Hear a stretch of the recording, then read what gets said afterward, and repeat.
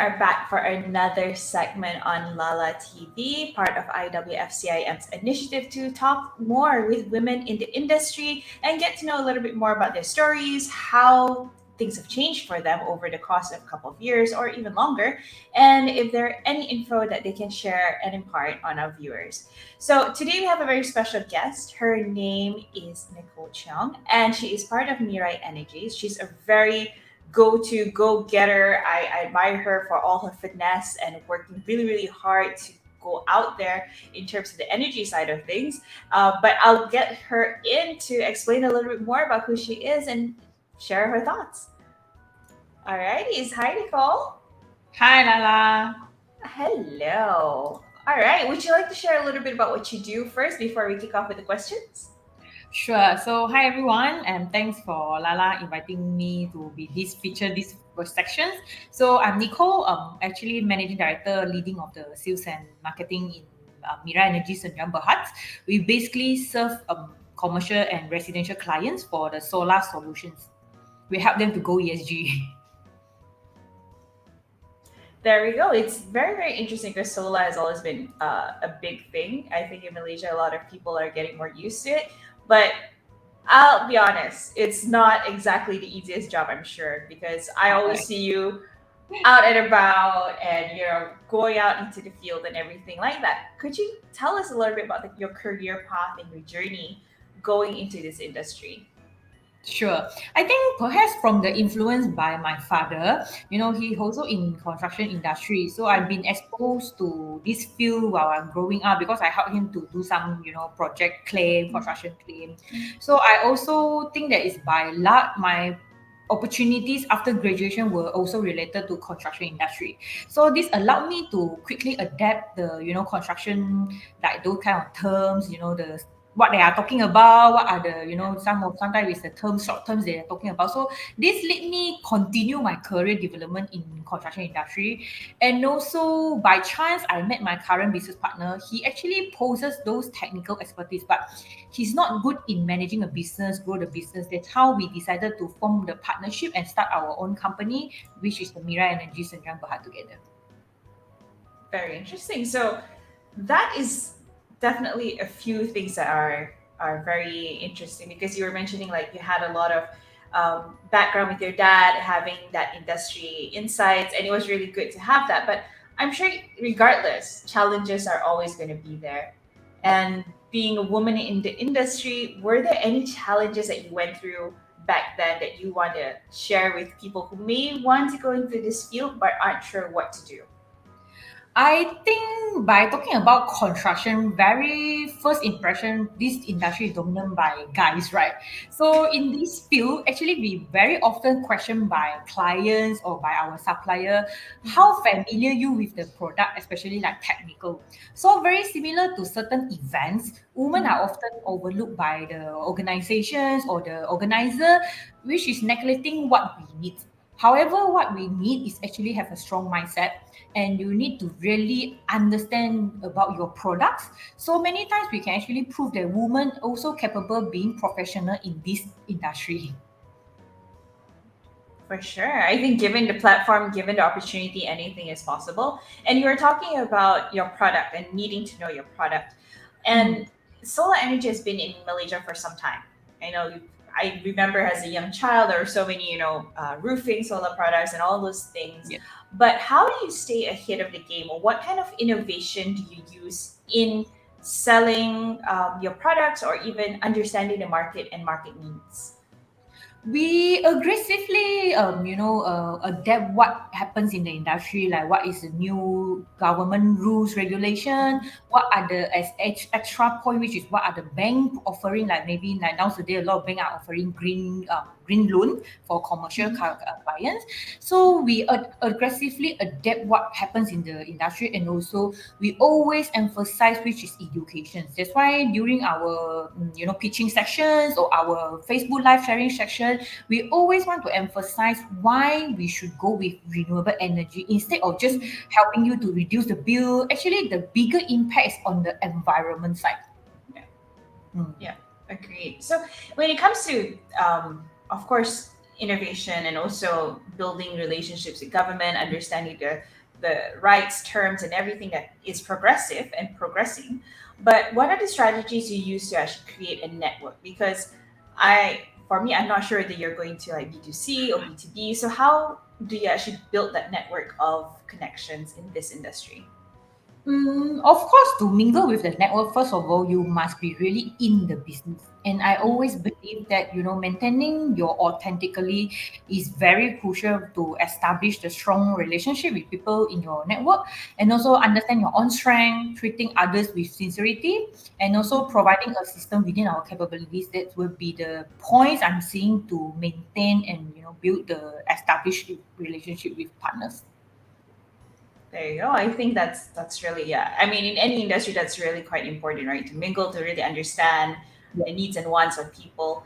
Okay, what about a specific moment in your Mm, career that you realize that this is really what I like to do? Or like for me, I'll be very honest. Sometimes I get imposter syndrome where I'm in an industry that is very tech related, like similar mm, to you. It's very male dominated, and sometimes you're like, am I really the best, or am I really at the the standard that needs to be in this industry? So mm, for me personally, I would actually have to take a step back, think back of all the milestones I've mm. gone through. So for you, what was that experience like to know that yeah, this is really something that I know I'm good at. This is what I want to do. This is what I'm passionate in. Was there a time or was there an incident? Yeah, why Mm. not share that? Yeah. I think as an entrepreneurial journey, we always face different kind of circumstances to different problems, right? I Yeah. think the most impact me was during the COVID pandemic because everyone, basically the world, the whole world is shut down. None of the business can run unless you are in the essential. Solar is not part of the essential, so we actually hold back by the government. We cannot do the work. So the time actually quite crucial for a company, which is because we are not generating any revenue from there. So the time it just happens that we recruited few new manpowers. So the time we really struggle, which is should we lay off them? But come to the point, which is what will the feeling for of them if they being laid off? So we decided we have a very, I would say, very close, very deep discussion with them, very open discussion. We come up with a conclusion, which is we don't lay off any staff, even existing staff, we don't cut their salary, all these things, but we committed to work harder during the time. We do a lot of Facebook Live, a lot of Facebook online sharing, and once MCO is lifted, very significant. You can see the commitment of staff is very different. I think because we've been through the pandemic together, and also passed through the years in the business from the business deal we got and from the client we have them in very established company. We believe we did make something different to the environment. I think that's very respectable. Because when you talk about pandemic, it hits hard for a lot of people. Yes. Everyone went through something. I mean, we all just like you said, the whole world went into a Yeah. standstill. And I think that is a really good trait for any entrepreneur, business person, or woman, or man, or whatever to have is to think on in the shoes of your employees. Yeah. And that is really, really for me an advice in itself is always to be thinking of others in order to get Mm, things achieved. In this case, right, in your opinion, what are the strengths and advantages of female entrepreneurs or mm, female-led businesses mm, that maybe the business world may seem to think that it's not a strong strength or it's mm, not as dominant as the other mm, characteristics. But what do you think is a strength that women have that we may not actually see? mm. I believe that the equality advocated by women is not about seeking of physical sadness. It's rather more to equal treatment, equal opportunities, and equal recognition. So I would like to suggest all women out there do not hesitate to persuade the industry because of your gender, as long as it's something you really desire and passionate about, like me, passionate with renewable energy, environment friendly. Go ahead, 100% dedication. Definitely a success will be, coming to you. Yeah, that is for sure. I think is the motive of never having to give up. Don't ever give up at your Yeah. first try. And that kind of leads me to my next question, because we're both in industries that are very male dominated, Mm. and we, like you said, you get questioned a lot. Like, do you know what you're doing? Do you understand this concept? So how do you cope with that kind of gender bias? Like, for me, I would usually, when it's a topic that I know, I'll actually kind of have to say, okay, this is what I know, this is what Mm. we do, and it'll be an open discussion, an open debate, and then they'll kind of understand where I'm coming from and so on. But for you, it's a little bit more difficult because it can be quite a physical thing, right? When it Yeah. comes Correct. to installation. So how do you actually cope with that kind of gender bias and sometimes I would say inequality in the business? Mm. I think something in physical a little bit different between men's and women is sometimes women is more to detailing, so we can find the details that men might be overlooked. So during on site, right, sometimes we might be notice something didn't notice, like safety issues, or the workflow issues. Actually, by amending this, the workflow can be better and faster, smoother. So by combine I would say combine the expertise of men and women. Actually, we can help the project go better and smoother. So we can complete the project even beyond the deadline, beyond the Yeah. committed timeline to clients. Yeah. That's a very good point because I think it's very complementary.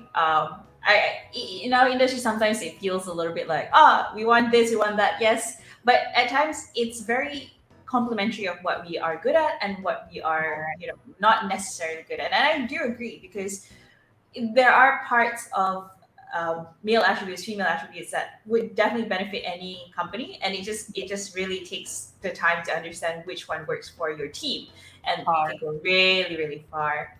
Mm. All right, so when it comes to, I'm talking about post pandemic, of course, and Mm. I'm sure during the pandemic time there was a lot of work like you said it was doing. That I'm sure was a Mm. lot of burnout eventually. We all kind of had a weird burnout session, I think, whether it was during or after. So, what do you do to stay motivated and maintain like a positive mindset? Because again, you hold a very big role in your company, Mm. and a lot of the Mm. times, leadership can't really show that emotion, right? Yeah. It's always, Correct. I have a plan, I'm 2 steps ahead, I'll take care of you. So, how do you actually do that? How do you maintain that positive energy all around? Me myself, I always believe that being positive is the only way for you to move further. Overcome issues or overcome problems. So I always very encouraging myself to maintain a positive mindset. I know it's difficult, but you have to, or even write a note in front of your laptop, that kind of thing. And also, by maintaining this positive mindset, right, it's not only giving you a good mood, so you will have a better perspective looking at the issues, looking at the problems. And also, one thing I always share with my friends or my colleagues, which is distance yourself from negative people and things. I agree. I totally agree with that. Yeah. I think you hit that on the nail because it's really hard to be positive when there's someone that will constantly think of a Yeah. negative perspective. Correct. Everything has a silver lining, whether it is big or small, good or bad. That's always a reason for everything. I really agree with that and totally understand your point. Okay, so going back to the solar industry, Mm. we have a few advocates in IWFCIM on Yeah. sustainability, social responsibility. So, do you Mm. incorporate that in your business? And if not in your personal life, how do you do that? In our business, because we are in the industry, so like I mentioned earlier, we're not only promoting the product, we are actually our pitching is always start with environment friendly. Why we should do renewable energy, what we are helping, what we are saving the earth. So we're very consistent to promoting this concept to clients because even though you are not engaging my business, we want you to really adapt. We need to do something for the earth, for our mother nature. And also we in internally we minimize the waste, like we have different recycle bins. We actually eliminated one time use those cups, Mhm. utensils. And also, even though we have gathering or networking in our showroom, we actually prepare the cups and white tape and allow everyone to write their own name from there. So you can actually reuse the cups, not to have the one Oh, single time use items. yeah, And yeah. also we very embrace environment friendly practice within our company, like no plastic, reduce plastic. We know in our lifetime very difficult to eliminate zero plastic, but we try to minimize it. And also one thing very interesting, which is we have a movie section in our company. We have Netflix or YouTube section. We let them to watch documentary, because I notice a lot of time we talking about we are actually damaging our earth, but what is the borderline? How Yeah. close are we with the borderline? That's why we also notice that after the movie section, our staff, including our technician, our installer, they have very different understanding of why we should go with environment friendly item. Mm. That's a good point, and actually, that's a really good tip for any business person who has a team under them. It's documentaries are the easiest form of accessibility right now, and like you Yeah. said, Netflix has a lot, and it starts with those little habits. Again, like when I talked to Eco Garage, who's one of the members of IWFCIM, Sophia and Shermaine do amazing job, and Yeah. they always talk about the small little habits that you share on the older generation or the younger generation that kickstart that conversation. Whatever it is, like, Yeah. your mom, your dad, or whatever, it just Yeah, starts off. really. This really reflect to my dad, because 60 over 60 generation. So my dad is always like, I never mind, we'll go to the sea, go to the everywhere. So because we doing that, as my four siblings, we all doing that. All our own house have the different recycle bin as our home as well. So slowly you will notice, my dad started recycle plastic. He start to know that need to bring recycle back. So really agree, education not necessarily go to young child or kindergarten. Actually we are slowly educating and changing the mindset of our old generation also.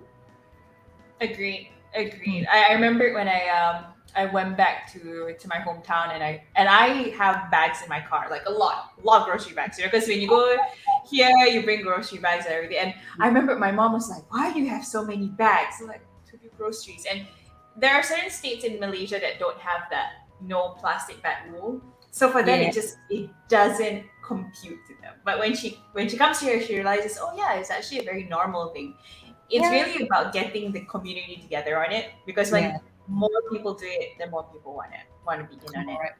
All Agree. right.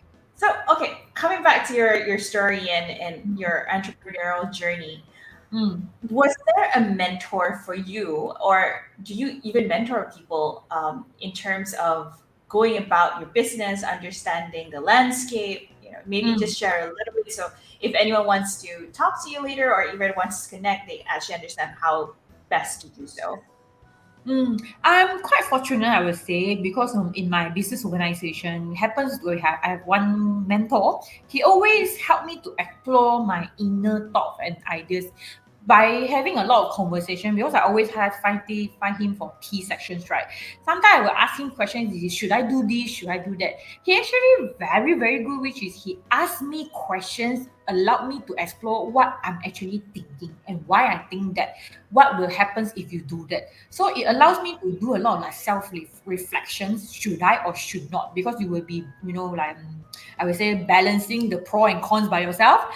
So not to the level I'm mentoring other people, but in our own company, I always encourage employees to confront with their inner aspirations. So for new staff, after 1 month, we always will check with them: Are you okay with the job scope? Or during the months, do you notice you are maybe more suitable to other departments, because we have different departments, right? So we always have a lot of like internal discussion sections, one by Mhm. one or by group. So that's one thing I'm doing now within the company. Mhm. Hmm. I think that's a really good thing to do, because I recall a lot of times when you're younger. I'm not sure about now, but back then it was kind of like throw you in the deep side of the ocean and you float. It's like Yeah, that was the old school mentality of like that's yeah, coaching. But it's great to hear that you're changing it the times and understanding that having a support system in a company is really really important, and yes. it should be something that is encouraged. All right, so we're coming to the last two questions that on our Mm. list. So, in terms of the future of female entrepreneurship, Mm. and it's always evolving, right? I think nowadays there are a little bit more support for female entrepreneurship, much more open groups like IWFCIM who welcome new members and kind of coach people, a safe haven for people to ask questions. How do you think the business landscape is changing for new entrepreneurs?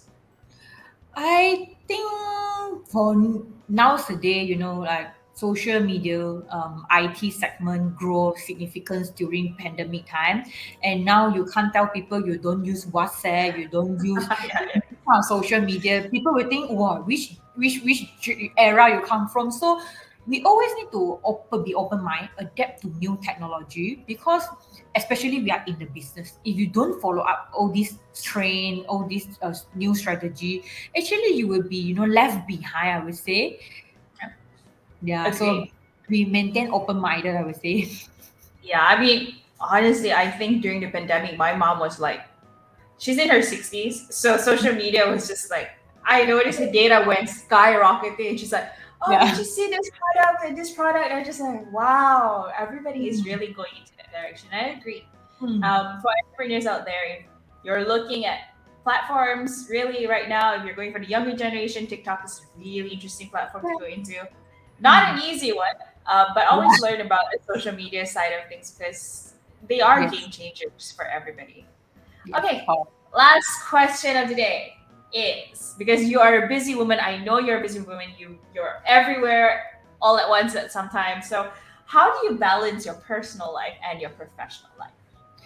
Okay, by managing the company at the same time leading the sales department is actually quite stressful. Meanwhile, you need to balance a lot of pros and cons because you have you are actually holding different role in the company. That's why I try not to schedule any work over the weekends because there's a time for me to rest and recharge. And of course, socializing with friends over the lunch or dinner is one of the way I can relieve stress in my daily life. And I try to maintain the sequence which every 3 4 months I will go for a short stay away. Like maybe weekend over, go to Kuantan. Just personally, I like beach, and also since last year I got Yep. my diving license. So now Nice. I try to get myself every year 2 dive or 3 dive because when diving you can't take your phone down to the down Yes. to the 18 meter. It's a very good chance for you to stay away from everything, focus on your diving, looking at the fish, looking at the shark, that kind of thing. So I find this is one new thing for me to release the stress. Yeah. Mm. I totally agree with that. And yes, diving is like a secret weapon if you really Yeah. want to know. It's the one place that you're on the boat, you have to focus on your life, you're Yes. breathing, you're Correct. diving. You It's officially off yourself from everything. yeah. It's like if you're a diver, you'll understand the true meaning of off grid. And it's Yes. so different. It's so different. I totally Yes. agree. That's So really nice. worth. Thank you so much, Nicole, for sharing. I will give you like a minute or so to share a little bit more if you'd like. Anything you want to share, whether it's your company, anything that's coming up in the pipeline, would you like to Mm. do that?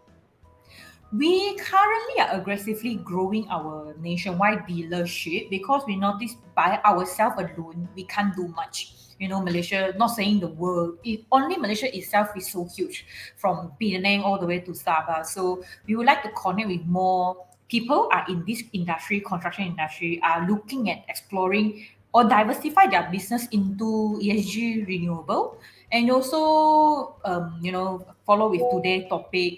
I think we continuous witness more women becoming like prime minister of the countries, and more women being elected as leader in top companies.